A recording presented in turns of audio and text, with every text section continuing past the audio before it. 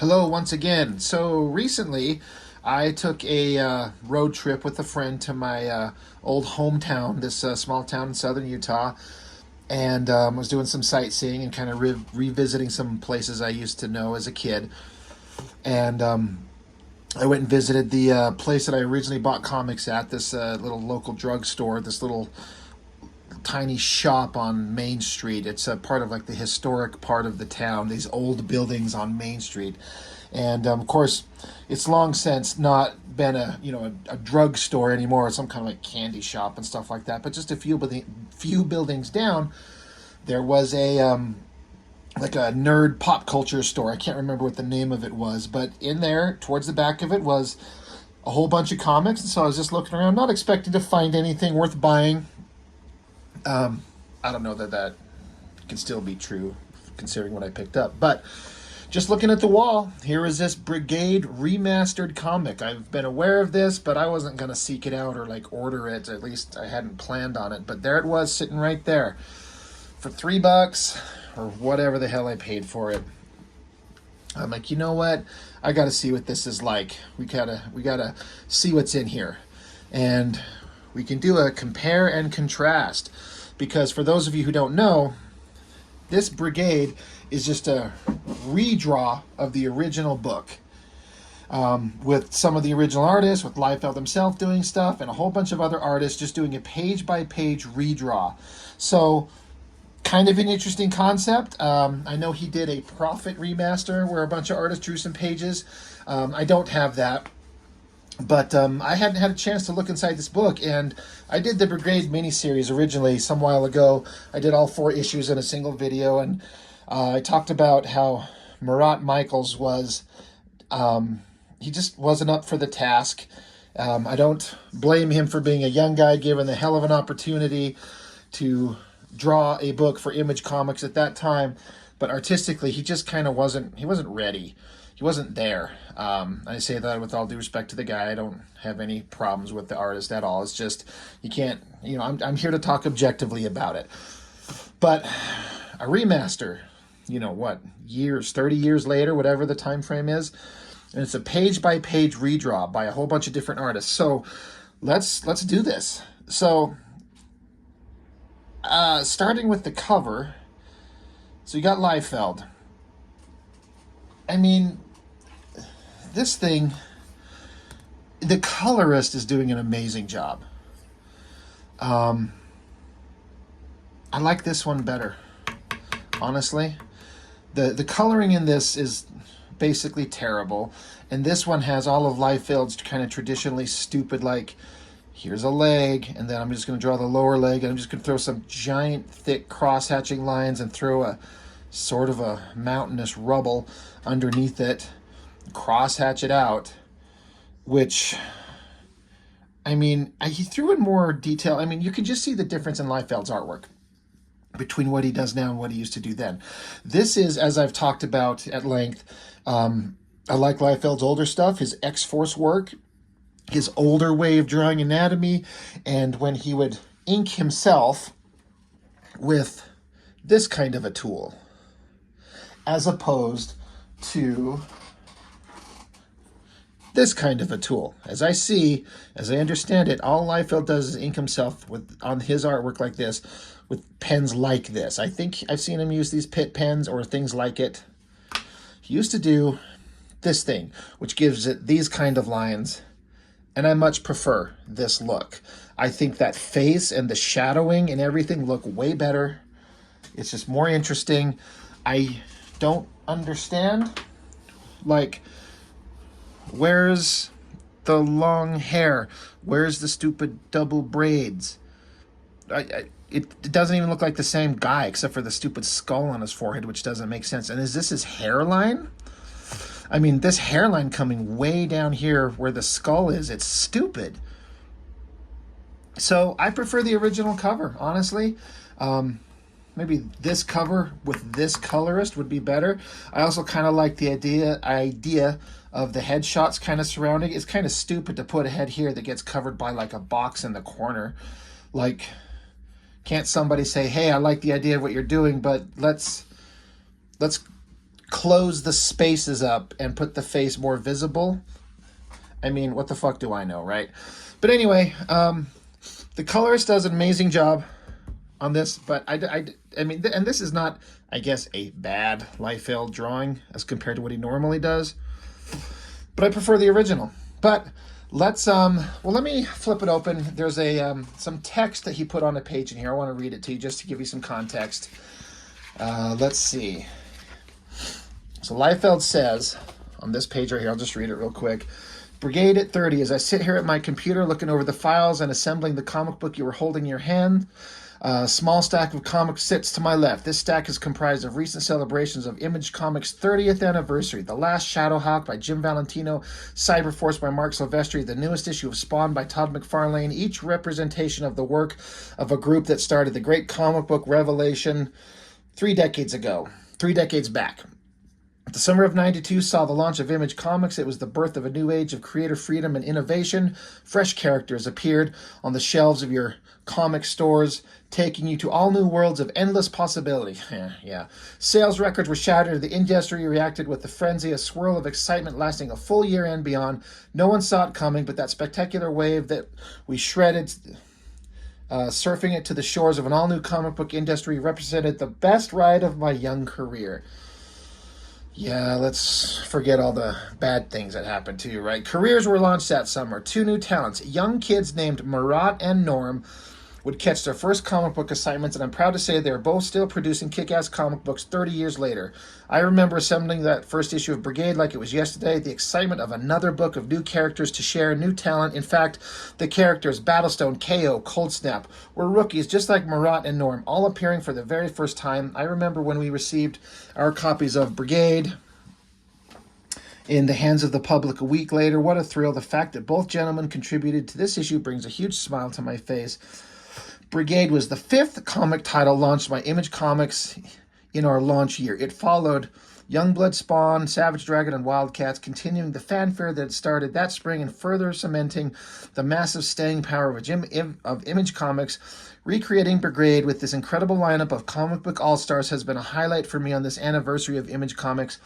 The mix of veteran talent along with a new group of fresh artists has provided me tremendous joy while producing this remastered edition. I hope it brings you the same good vibes I've felt while putting it all together. For those of you checking out Brigade for the first time, I hope the experience is as fun for you as it was for all of us when we shared it 30 years back.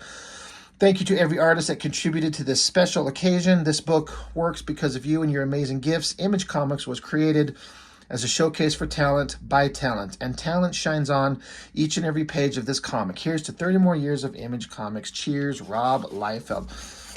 Okay, you know, you can never say that Liefeld is not enthusiastic and pushes comic books and the joy of the medium nonstop. He's always on board doing that. But does he produce anything that really is any kind of worthwhile effort? That's for you to decide.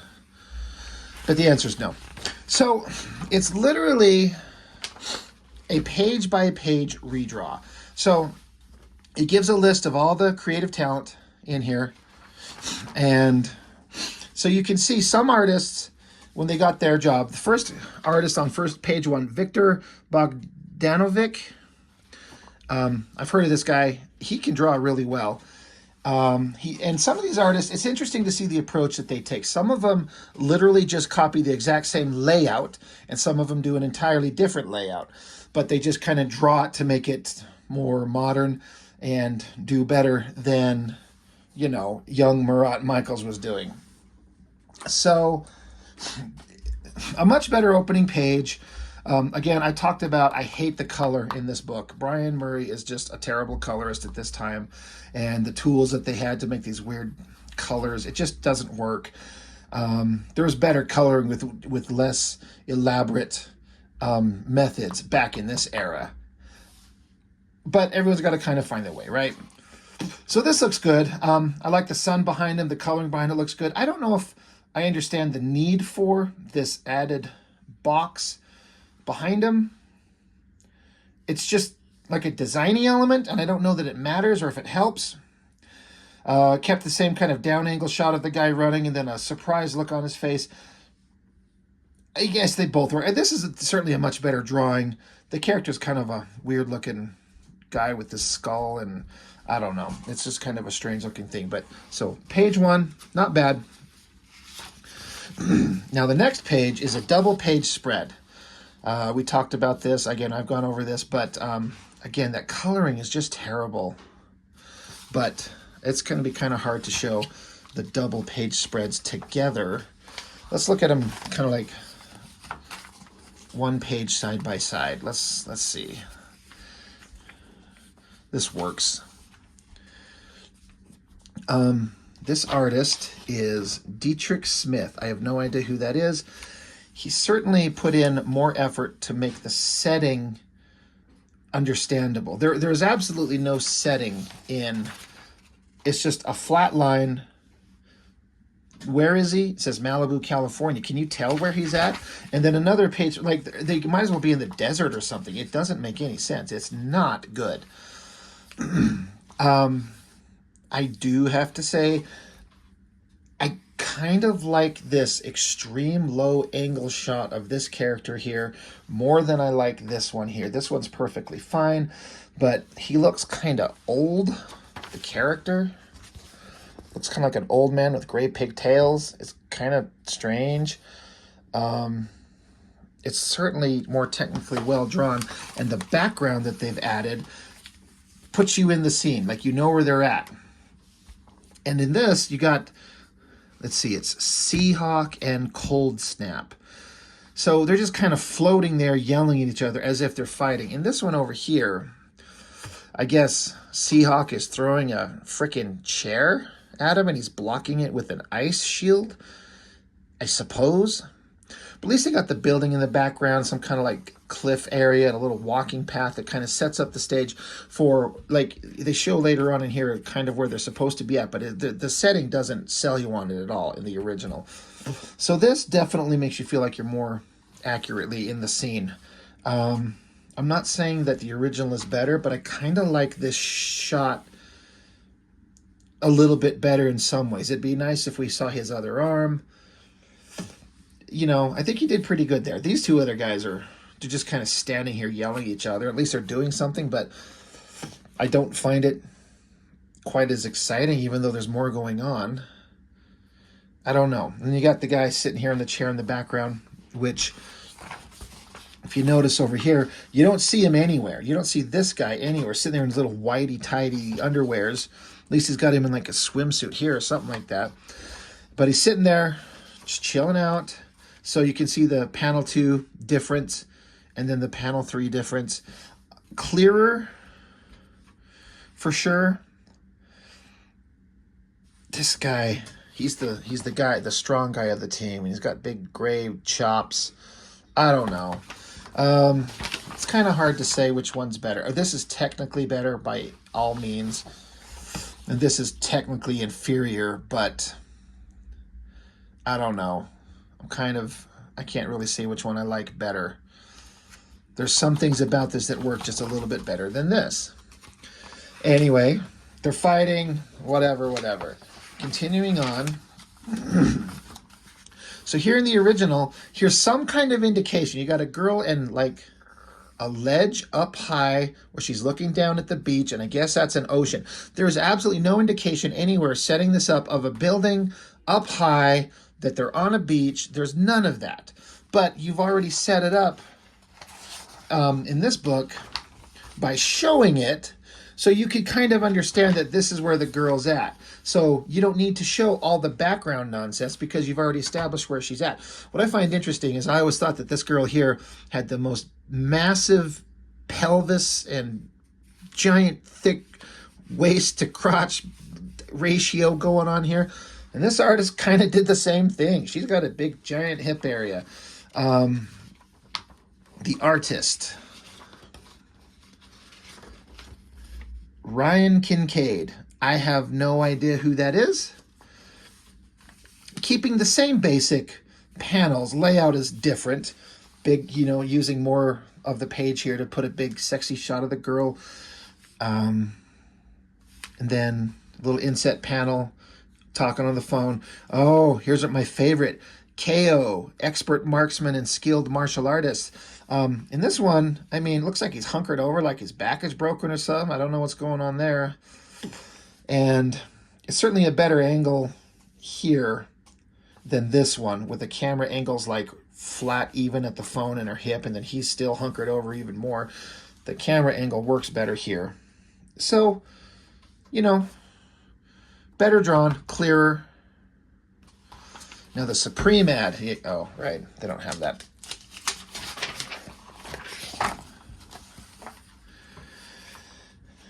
This artist, Raymond Leonard and Paul Scott. So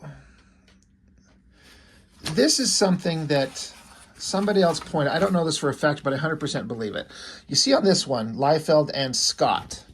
Inside here, inks Paul Scott. And in the back of this, Liefeld shouts out,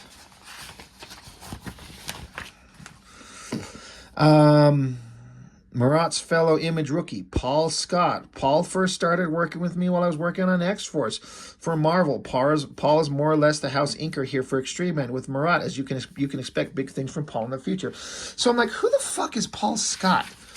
I've never seen that name since. And somebody pointed out to me that it's just Liefeld, putting his name on there under a different name so he can work on the book but not take away, I guess, from the putting Marat Michaels as the center stage, big influence, as like he's the star of the book. But if you put Liefeld's name on the artwork, people are gonna maybe get him confused. So they created a fake name. I don't know that that's true, but I believe that it is. Looking at this,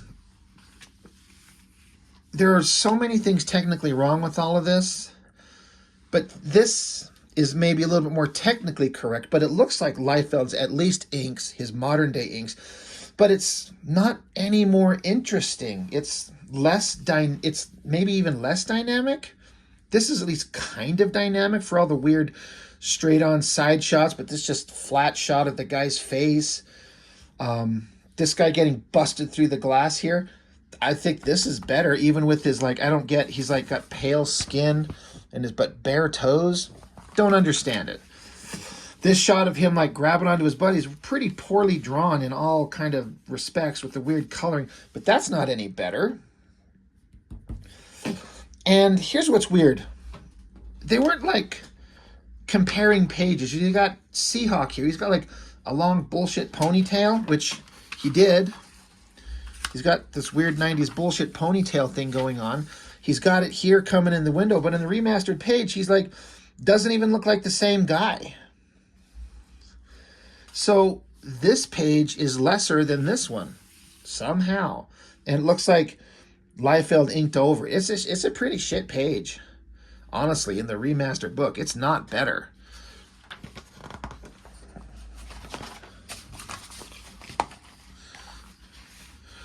More comparison. This was a pretty bad layout page. This is certainly better. Same basic idea, an overhead shot of Seahawk running in to keep fighting his brother Cold Snap. But again, Seahawk doesn't have his single ponytail thing. The backgrounds are much better.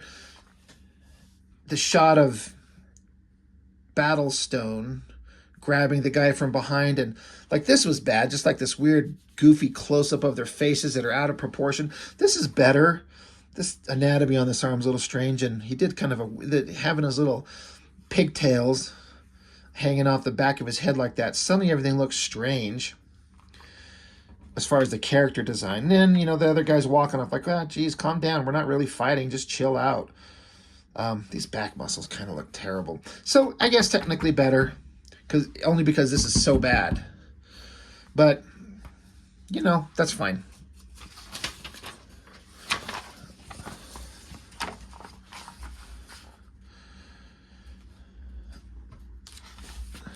Let's see. Oh, yeah.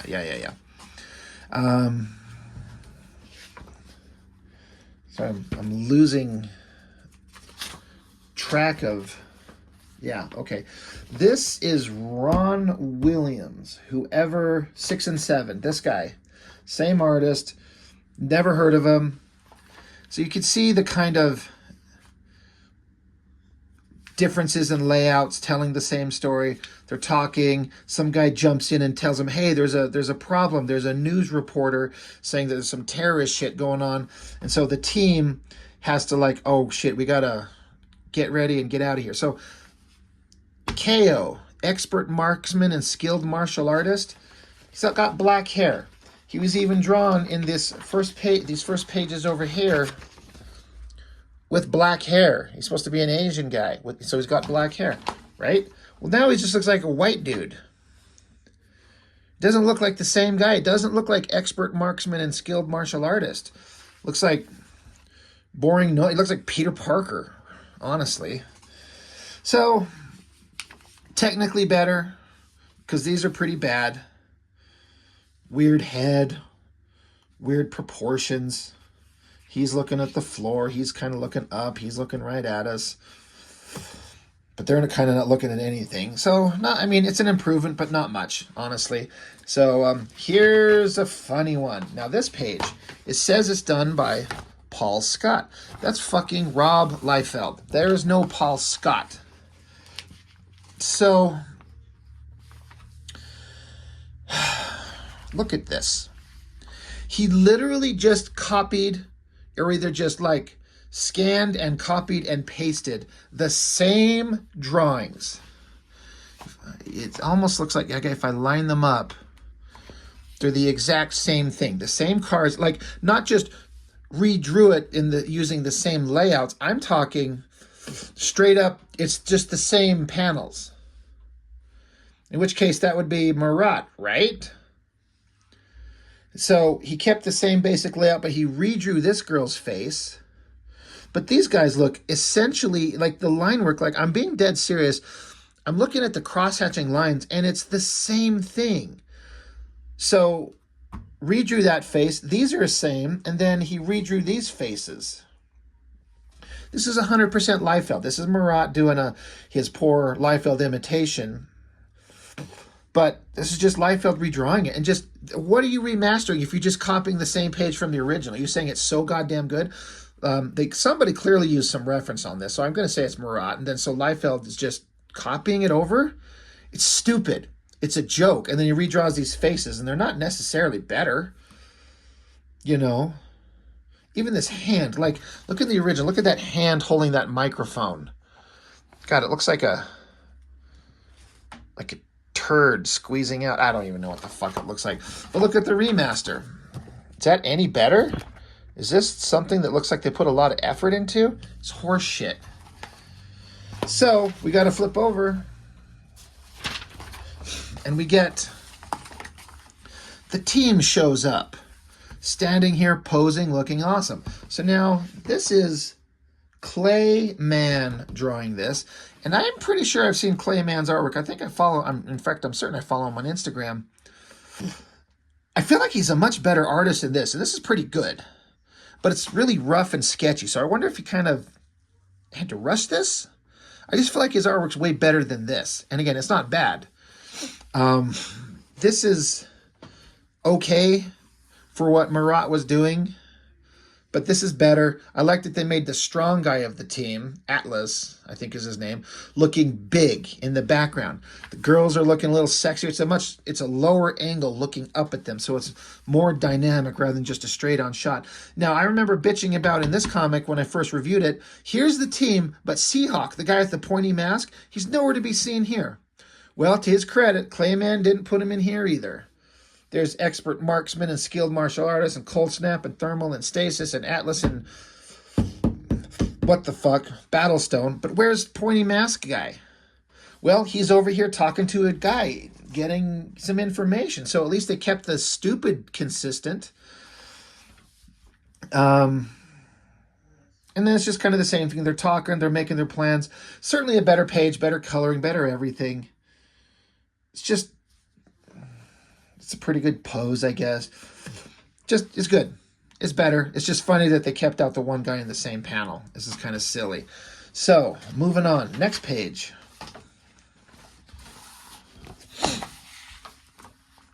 This Dan Fraga, artist of Bloodstrike and one of those Extreme Studios first wave guys, he's gotten really good. He's a pretty damn good artist. I thought that this pose was a pretty damn good pose, a pretty good figure drawing. It's compositionally kind of odd in that the arm cuts right across his face, so he's kind of headless. It's like good angle and composition, but bad composition, bad coloring. Looks like he was trying to do like those ice rings like Willis Portasio does around Iceman and X Factor. This is really good and dynamic, but I kind of like this angle better. And so he does an interesting thing with the panel layouts, to Fraga's credit. So, you know, Ice Guy is supposed to be like charging up and freezing up the base of the building, and somehow that helps him somehow. And then you've got goon nobodies that you don't really see very clearly, and then a guy gets like a look of shock. So Fraga, it basically eliminated a panel, combining these two. And you can see them in a much clearer shot. You can see their gear. You can see them better rather than having it split into two panels, just made it into one. And then the look of shock on this guy, certainly way more advanced here. It's pretty good. It's kind of weird, only because it's got such a realistic kind of look to it. I wonder if I think he referenced off something.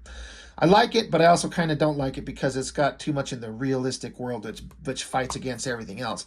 So that's a pretty good shot. I think I kind of like this better. He also did a weird thing that I appreciate what he's trying to do with his ice hands, and then the ice blast that he's shooting forms the panel border to show the buildings getting iced up. It's like these are two separate panels, but they kind of blend into one. I don't know that it works. It kind of does. The perspective on the buildings is really good. So a pretty damn good page. I think it's just one. This is one of the better ones. And so, you know, I wonder if Marat looked at something for the figure on this. It's pretty good. But sometimes you just get into a vibe and it just works. Anyway, pretty good page by Fraga, for sure. So, double page spread again. Again, I don't have enough room to show them all. Not a great double page spread. Shattered glass, everyone. Now, all these characters are small.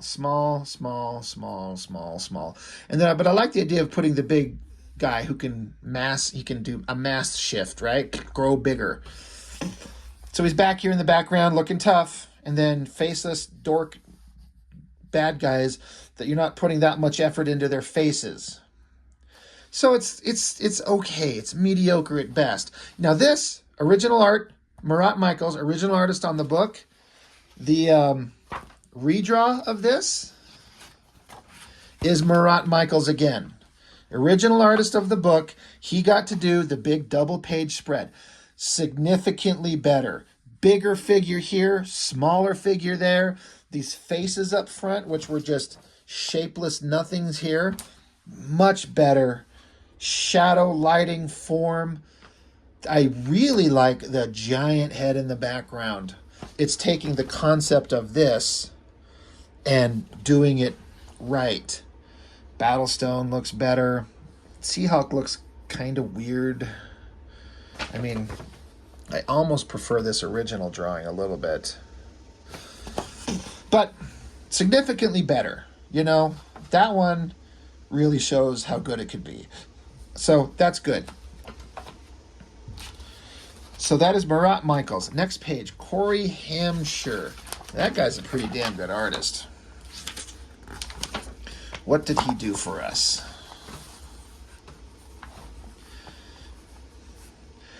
So, yeah, our heroes jump in there and start pounding ass on the bad guys. Kind of a, you know, I struggle when I draw my pages as a, you know, amateur dork nobody with doing panels, Jesus Christ, panels that are long, vertical, things like this. It's hard to squeeze things in. So I give credit to Marat for doing it. You know, expert marksman and skilled martial artist looking kind of serious. Stasis girl, in this one, she's just kind of staring off like she doesn't know what she's doing while Battlestone throws around dork, bad guy, something. So I appreciate over here expert marksman guys still looking pretty badass. But this girl, instead of looking kind of lost and confused, she's looking pretty tough while Battlestone throws around nobody. This panel, they're talking about Stasis. Brigade's newest member has the ability to manipulate ambient kinetic energy. I mean, okay. So it's like they took the opportunity, or Marat did, to draw the sexy girl in her barely there ridiculous bullshit swimsuit. It's fine. I would expect that. Given the opportunity, I probably would have done the same thing because I'm dumb. I like the artist Corey Hampshire here. I hope I'm saying his name right. Hamscher. He focused on the intensity on her face and the focus on her powers. And her, so basically she can like freeze everybody in place, is my understanding of it. She can manipulate ambient kinetic energy. So, you know, stupid Battlestone's here like, hey, buy us some time with an anti-motion field. Is that just a technical way of saying she could just freeze people in place? So all the bad guys are just stuck.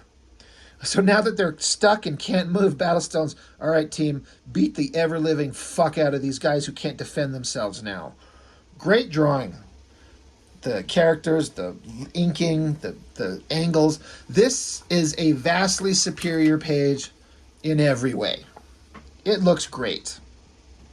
So now the page where our heroes are beating the ever-living fuck out of helpless guys. So it's supposed to be Stasis is back here, her hands in the air, using her powers, I guess, and then some chucklehead bad guys coming up behind Stasis, and then somebody's eyes, you probably couldn't know who this is, and then Seahawk shows up, grabs him.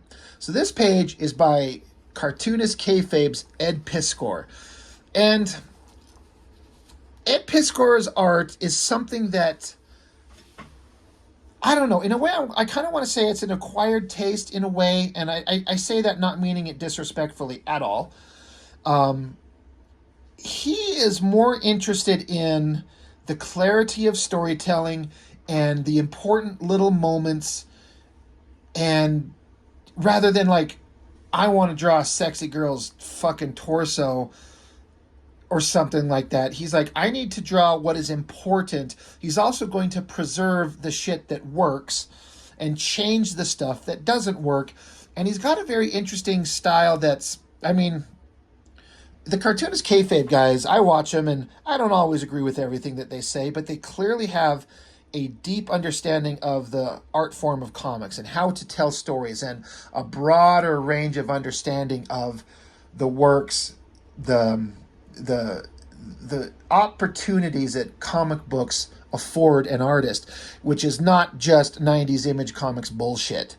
There's such a wide array of things that you can do and techniques to employ, and that's what he does. So I like that, you know, you got expert marksmen and skilled martial artists doing like a powerful arm punch, so he preserves that, but just in his own way, kind of keeping the motion. I think it makes a little bit more sense with him doing an awesome uppercut, socking the shit out of this guy. Battlestone's like slugging a dude, but staring off into the distance. Piskor at least has him looking. Now, Piskor draws weird. Like, he's not drawing big, buff, powerful, superheroic kind of figures, but he's not interested in that. He's more expressive, and like look at this guy getting socked in the face with his lip flinging up. It's funny and interesting, and I mean that in every way that's good. I also appreciate the fact that he's got the girl back here and he's got her powers going, and I don't know if he directed the colorist to do this. I maybe Piskor did it on his own, but he got this wavy color motion thing to indicate her powers, holding people in place where it's really nothing going on here. It's like she's got like glow sticks and she's a rave club or something like that. He also, as is going on in this panel, you know, a guy is sneaking up behind her. Well, he sets it up with a silhouette of a guy kind of sneaking up behind her. And in this one, the guy's just carrying around this giant fucking gun. So he gives him a little bit more realistic gun, and he actually has it aiming it at her. And instead of taking the opportunity to draw a poorly composed panel where it's just sort of her midsection, which I think if I were to show this to somebody who's never looked at a comic, they might look at it and not understand what they're seeing. That's what Piskor sees. He's like, we need to make this clear. I'm not interested in drawing some sexy bitch. I'm interested in you understanding the story. So he gets her face. He makes the panel smaller, throws in a more dynamic border layout here. Also this kind of wavy, crackly border panel there. It's even breaking with the fist coming out of it. And then to continue the better storytelling, instead of just showing the super close-up of the eyes, because you may not know that these eyes are connected to this dude. But here, you've got like a silhouette of a guy with this punk-ass hairdo and this gun of distinct design. You know that this guy is that guy. And then he pulls out. He doesn't just focus on the eyes. He's got the face here. And again, I like how he's got a different border design on it, which kind of mimics this one here. This panel and this panel are similar. And then this panel border and this panel border are similar. A little smaller, leaves some dead space. So you understand that this face is this guy. It's much clearer. And then I think he probably, I'm just assuming, he looked at, you know what works? The basic layout. This straight on shot of him grabbing the dude. But what he did is he makes the guy falling with the motion of him getting grabbed and he's being flung in a direction, as opposed to this guy that's just like he's sitting here. He also takes the gun and shows the gun like out of his hands behind him. So it shows motion. This is just like he's kind of grabbing him up, squeezing his titties, and the guy dropped his gun. But here, he's being grabbed and thrown off his feet. So, from like a dynamic drawing perspective, from like artists like a Silvestri or a Jim Lee or Todd McFarlane, you might look at Piskor's work and go, at a glance, you might be like, well, that's not as good. But when you see the thought that he puts into his panel work to tell a clear story and make it more interesting and have it make sense but still be dynamic and interesting. You know, as I looked at it at length, when I first looked at it, I'm like, oh, yeah, okay. But then when I looked at it more and saw all these little things that I pointed out, which is the reason I'm spending so much time on this page, it gave me a much bigger appreciation for the skill set that Ed Piskor has. He's no joke. He's for real. He's legitimate, you know. He's not drawing in a big Image Comics bullshit style. He's drawing in his way, and you will follow the story 1,000 times more on his page and in his work than a lot of other flashy artists. And I respect him for it. I really do. I know that cartoonist kayfabe is popular, but there's some people that have a problem with kind of his kind of attitude, his no-nonsense take on shit, and some people kind of don't like his attitude. I kind of think of Piskor as like a modern-day Todd McFarlane.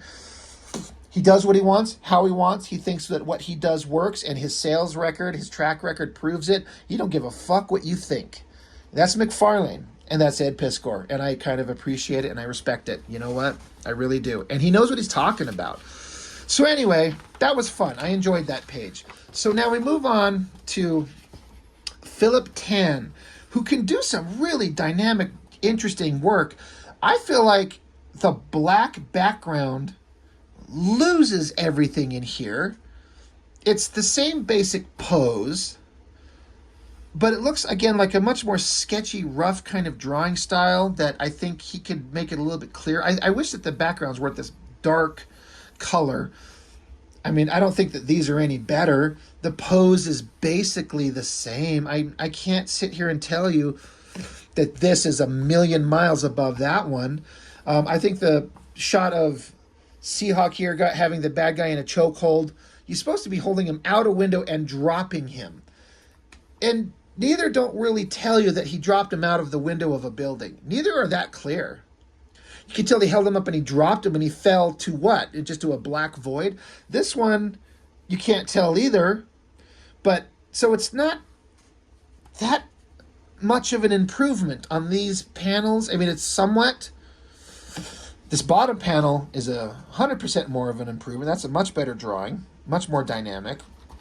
So I feel like Philip Tan is better than this. It's better, but I don't know. It could have been better. So yeah, that's Philip Tan. So next, Carl Alstadter, the guy who did the layouts for Shadowhawk 04 Liefeld. Keeping the same basic panel layouts, just redrawing it better. I respect it. The elbow to the guy's face kind of worked. At least he, I don't know, he threw in like the bad guy sneaking up on expert marksman and skilled martial artist. But he, instead of having him off to the side here, he put him off, instead of being off to the right, he put him off to the left. So when bad guy points a gun, much better face. Guess a better gun. The flame blast, it's just all the same panel, just drawn better. The same layouts. You know, you'd think that I would take the opportunity to, I don't want to just copy the layout. I would want to do something different. It's fine. It's cleaner. It's better. So, you know, no fault. Just less dynamic, interesting things going on. So speaking of weird takes, Jim Rugg, the cartoonist kayfabe guy. I would really love to hear his thoughts on why he did what he did. This goofy ass fucking face. And this, he looks like Andre the Giant. He's like, anybody want a peanut? No more rhymes now, I mean it.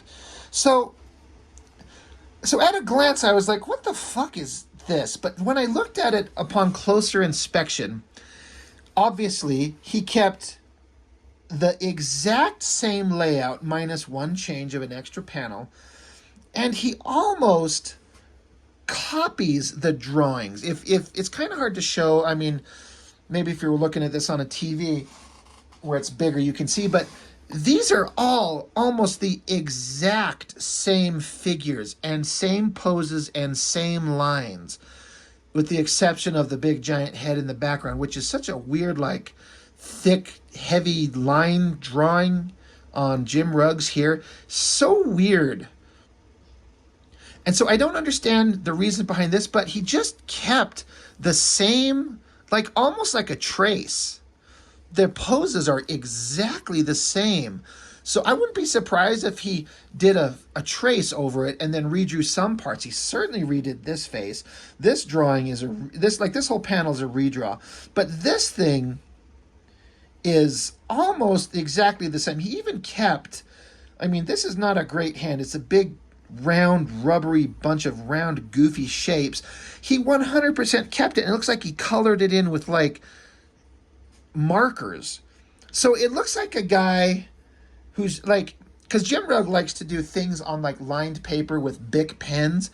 Very, like, low quality. Like, when you think of a Bic pen and a ream of, like, spiral notebook, and you're just sketching on that lined papers, he likes to do stuff on that. This looks like him doing some weird homage to, like, youthful guys just copying the stuff. I don't know. I would really like to know what his mindset was, because, again, some of these, like, this top panel feels like on almost an exact trace, minus that complete redraw. This hand looks like it's almost the exact same thing. The storytelling is really weird. It's like, why has this giant hand got a bunch of people in it? Where do these people come from? Are they dropping them off? Are they taking them out? We never saw any hostages. So storytelling is weird, but Jim Rugg is sticking with it. And then he added this extra panel here because these guys are just standing here, and then suddenly Battlestone's like, oh, wait, there's one more guy going down the stairs. So he wanted to show Battlestone reacting to that and go running. I think this panel of him running is kind of funny. So I get a feeling that Jim Rugg was just kind of goofing on the page in a way that, with, like, the kayfabe guys are real chummy with Liefeld, so they're not going to goof on him to piss him off or fuck around, but they're like, I'm going to do something weird or goofy or strange or completely different. Like, straight up tracing, making weird looking faces, keeping the goofy ass hand. I don't know exactly what his mindset was. It's funny, and I appreciate it. At first I was like, what? Like, what is this? But looking at it, it almost makes me chuckle. Like, he's just goofing around in a way. Yeah, just to, like, I'm going to just make this look as goofy as I can and go against type what everyone thinks it should be done. So I don't know. Interesting, but I appreciate it. I still can't get over this face. It's so silly. But again, so is that one. So I don't know why I gave him this curly weird afro thing. Whatever, right? So that's Jim Rugg. After that is V. Ken Marion. I don't know who that is. On these pages, I remember like shouting out how this is such a goofy ass pose, and the weird guy's head down here as they tumble down the stairs, and the kind of a weird mishmash of bodies crashing at the bottom of the stairs, sort of, and then picking themselves up. Full credit where it's due. This is a better page in every way. Better pose, better shot of the bad guy, better shot of them going down the stairs, better shot of them landing at the bottom, better shot, more dynamic, of them picking themselves up. Everything about this page is done better. So that is a good example of, here's the page I get to do, and I'm going to make it better. So props to them, digging it. So Mr. Artist V. Ken Marion, props to you, man. Another cartoonist kayfabe guy, Tom Scioli. This is a guy whose work, it's like kind of the other guys, it's taken me a minute to kind of appreciate his weirdness. As is the case with Piscore and Rugg, those guys have a deep understanding of comics and the meaning behind everything. Everything that they do has a reason, as opposed to like, I feel like this panel was just like, I want to draw a cool shaded shot of a guy's face. And I think, you know, Scioli, as you can tell, basically has copied the same layouts, line for line, not line for line, but pose, angles, everything. And he's got such a weird kind of like faded out, newsprinty, old school style mixed with the Jack Kirby with his own kind of interesting sensibilities. It's taken me a while to understand. I haven't ever collected any of his actual books. I've just seen a lot of his artwork. I respect him as a creator, a guy who has vast knowledge and a lot of output of even just throwing together really quickly drawn, digitally drawn, almost sketchy comics. Like here's a comic, he has things on his Instagram page where he'll do like an entire concept of like a Godzilla story that he knows he'll never get to do. So he'll just draw it, but do a super fast, almost hyper quick, like storyboard type of drawing just to show you the story he wants to tell, because he's got so many ideas just coming out of him. So I've learned to respect him. He just did a Kickstarter that I supported. I can't wait to get that book and actually have an actual book of his work. But he basically copies the same layout, so I think that he must think that the basic layouts that Marat did work. Now, did Liefeld do the layouts on this? Doesn't say. So if this is Marat, good for him. But Scioli clearly thought that it worked. I prefer this darkened in, shadowed panel of Battlestone's face as he's realizing that this guy's a bomb and things are about to blow up. And then I like that he incorporated the no in the background rather than just, you know, a bubble. It works so much better. The coloring is better. I think Scioli's one of those guys, again, that's kind of like, if you don't get it, you may not understand it, you may not like it or appreciate it. It's taken me a minute to warm up to it and understand it, but again, I have seen very little of his work. I want to pick up more of it. I like his page. I really do. It works. So, props to Mr. Scioli.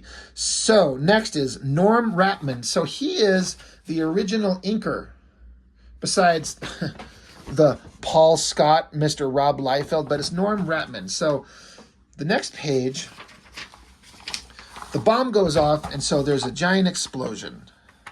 Again, he keeps the same basic layout, a giant explosion blowing out from the side, and the same basic layouts down here, but just amped up to a much better degree.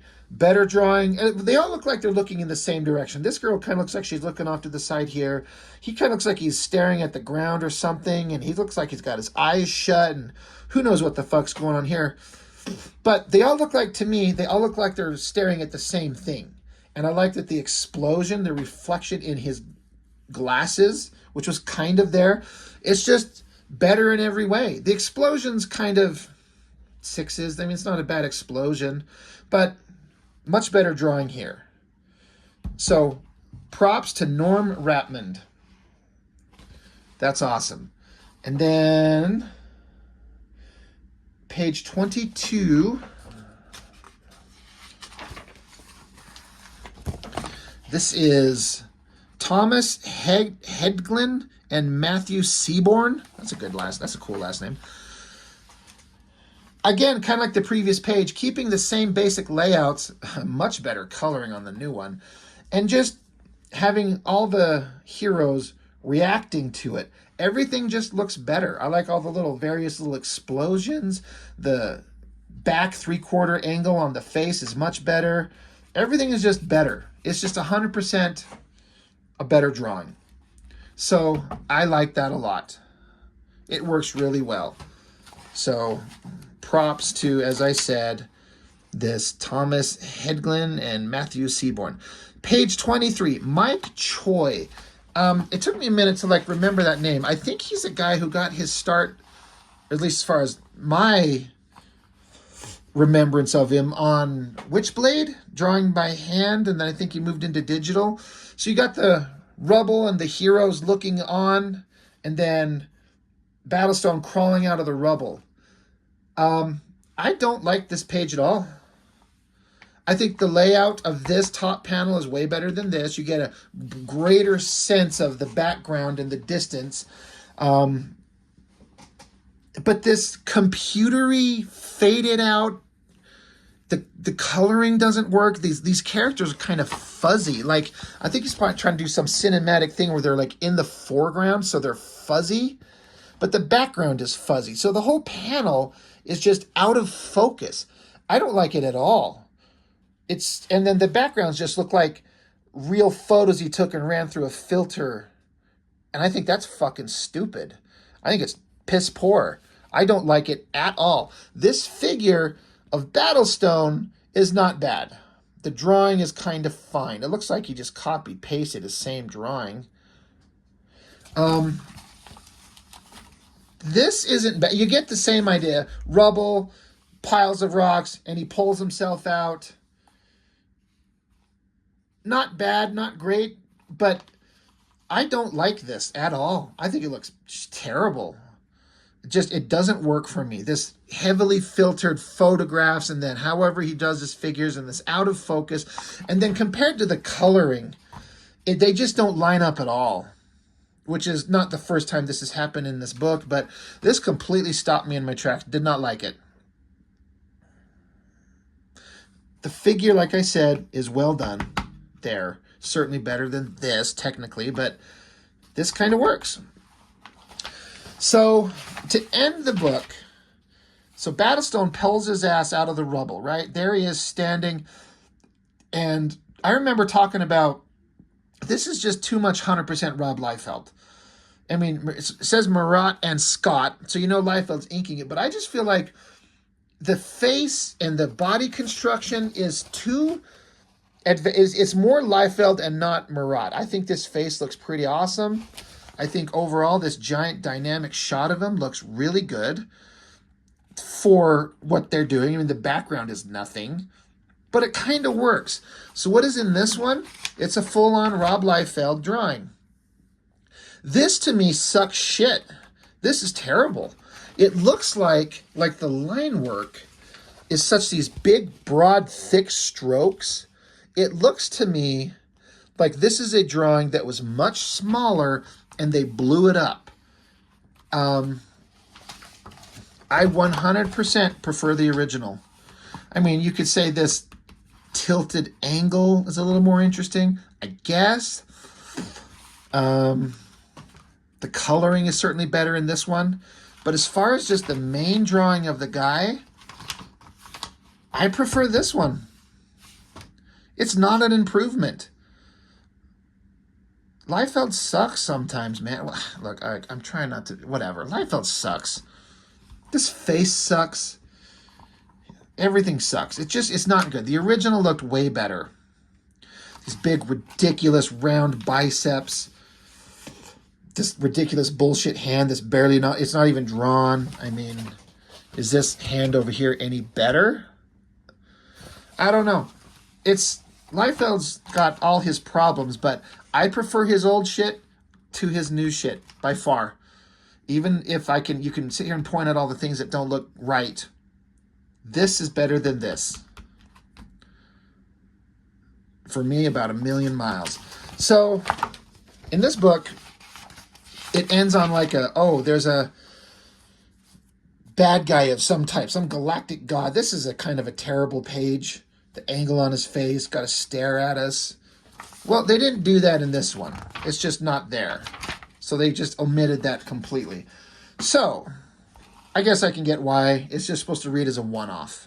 And having like set up for the next issue that's never going to happen doesn't need to be there. So, you got The Last Shadowhawk. I might need to seek that out. Prophet Remastered Edition. I probably want to seek that out. I kind of don't mind this face and that ridiculous hair, but the anatomy on that arm is so fucking stupid. It drives me nuts. Oh, yeah, there's something else. We'll get into that one later.